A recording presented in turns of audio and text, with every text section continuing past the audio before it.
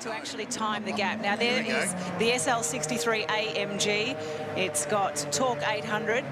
It's a 410 kilowatt output. It's a 5.5 litre bi-turbo. I got to drive it a couple of days ago. I'm very jealous. And Mick Doohan had a crack at me for driving like I was going to the shops.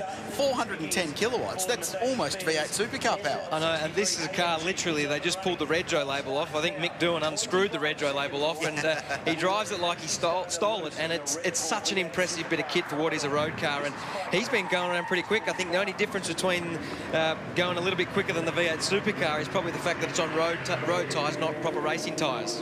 So 16.8 seconds separating the first two cars, and you'll see the speed comparison here too. So that will keep you up to date as to whether or not that V8 supercar can bridge a gap to the Mercedes, and whether, again, the Formula One car can bridge the gap.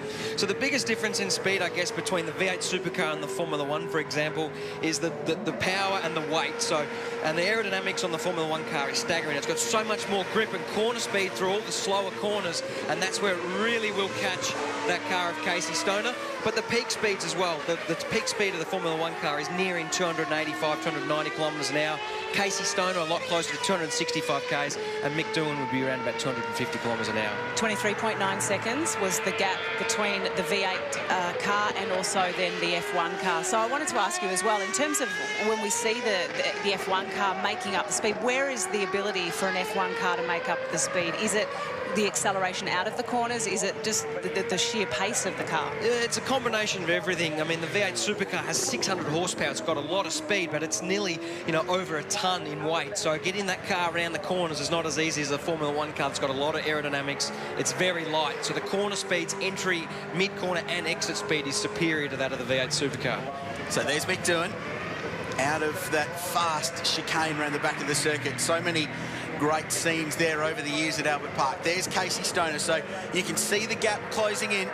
The Red Bull racer. This is the car that he runs in the Dunlop V8 Supercar Series, the second-tier V8s. Had his debut 2 weeks ago on the streets of Adelaide. You caught up with him yesterday. Great chat, by the way. And looking pretty relaxed. Mick having a moment mid-corner there. And don't believe for a second that Mick Doohan is not trying hard, because he is. And David Coulthard not yet in sight, guys. So he's not even in the screen.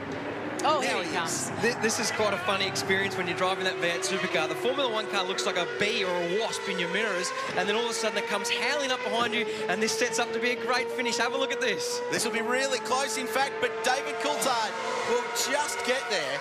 The three cars across the line covered by 0.3 of a second. So the handicapping is bang on. And between Mick Doohan, who was...